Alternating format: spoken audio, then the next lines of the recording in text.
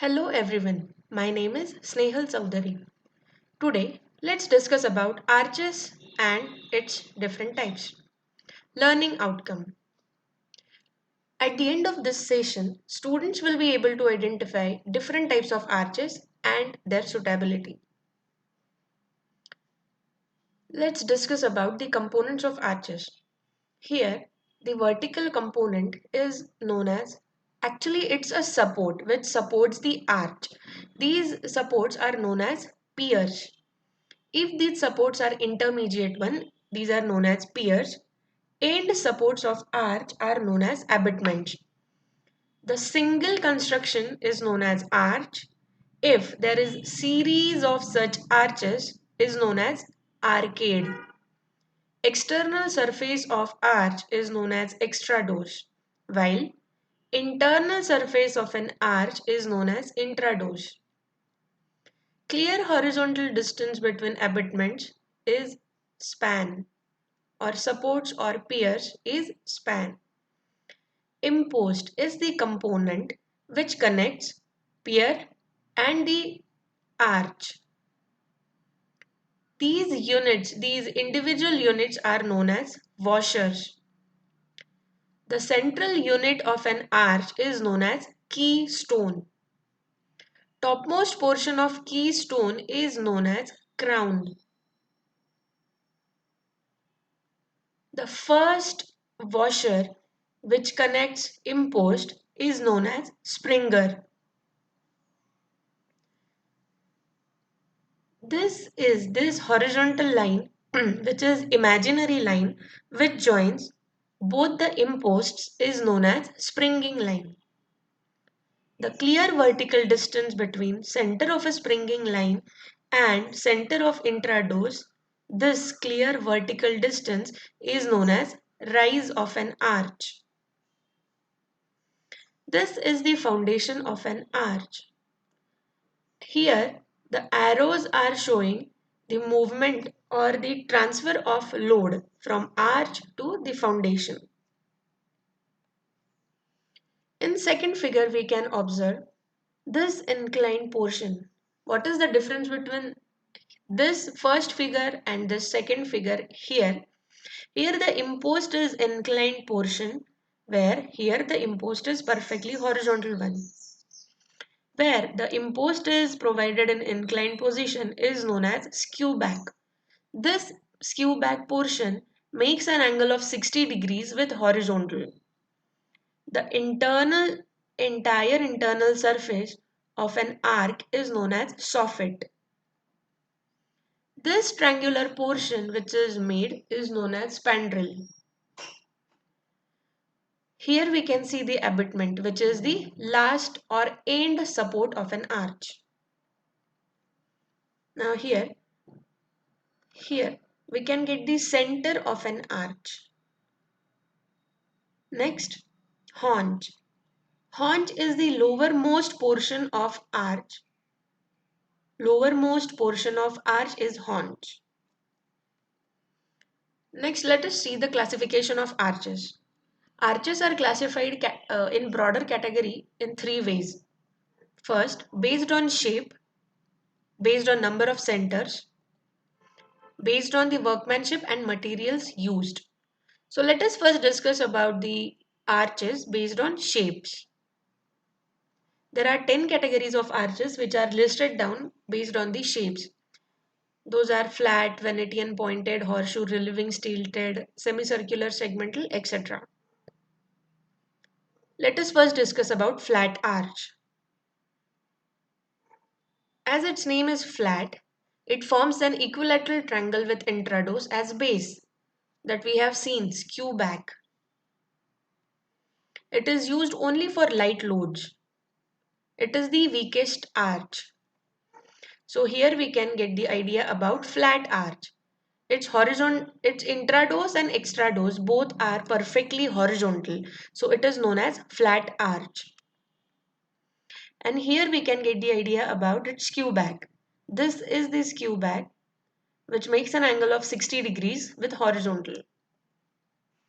Next type of arch is semicircular arch. Center lies on springing line. Shape of arch is semicircular, that's why it is known as semicircular arch. Thrust transferred to the abutment is perfectly in vertical direction as we have seen in first image. So this is the semicircular arch here. This is the springing line or imaginary line on which here the center of semicircular arch lies. Segmental arch. Center of an arch lies below springing line. Thrust transferred to the abutment is in inclined direction.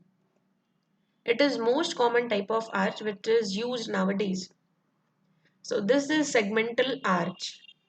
And here we can get the imaginary line which is springing line.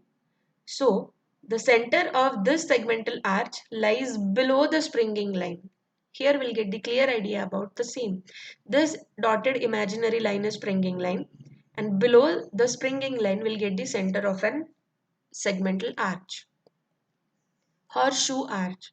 So obviously its shape resembles to horseshoe. That's why it is known as horseshoe arch. Incorporating more than semicircle. Mainly used for aesthetical appearance or architectural considerations. It gives good aesthetical appearance. Pointed arch. It is also known as Gothic arch. It consists of two arcs of circle meeting at apex. Triangle form may be equilateral or isosceles. It is also known as lancet arch. So here we can get the idea. This is one arch and this is another arch. These two arcs are meeting at apex. So this is the pictorial view. Venetian arch. This is another form of pointed arch. It has a deeper depth at crown than springing. Means at the topmost portion its depth is more. It has four centers located on springing line. So here we can see here the at the crown portion its depth is more as compared to the bottom portion of intrados.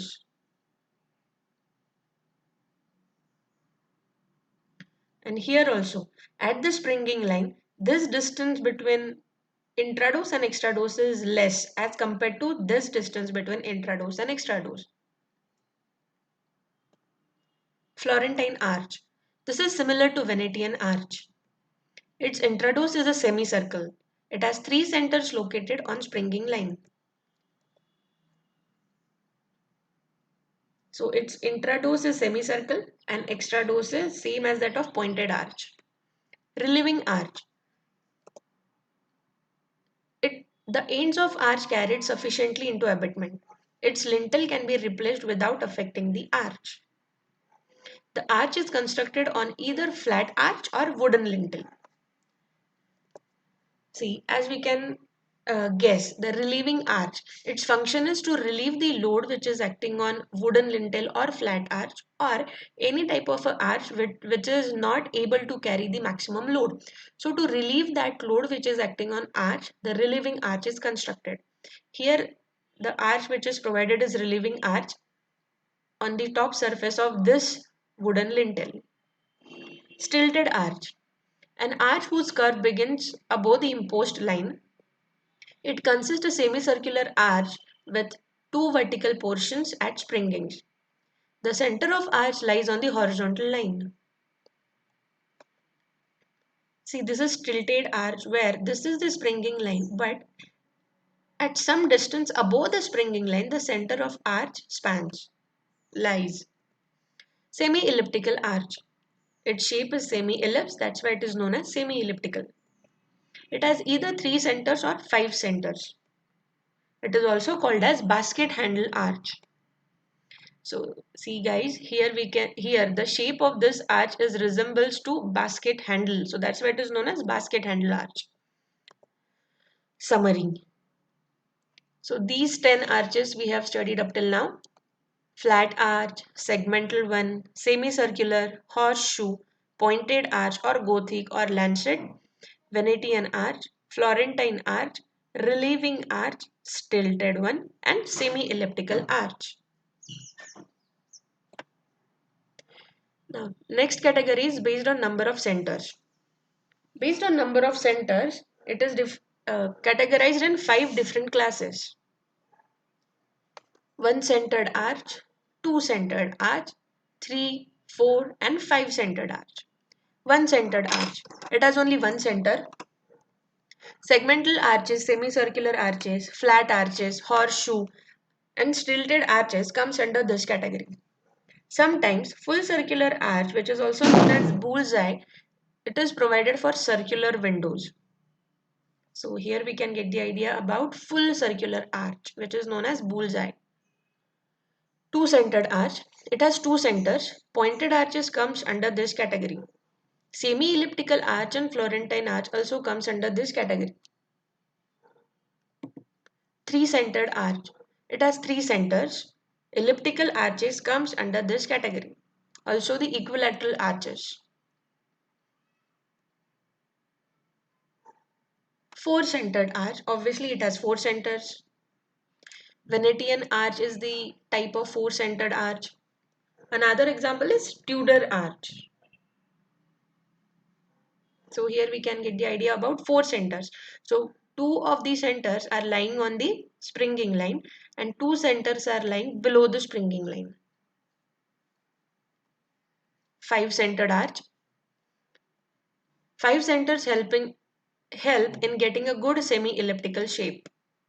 So this is the five centered arch. Summary.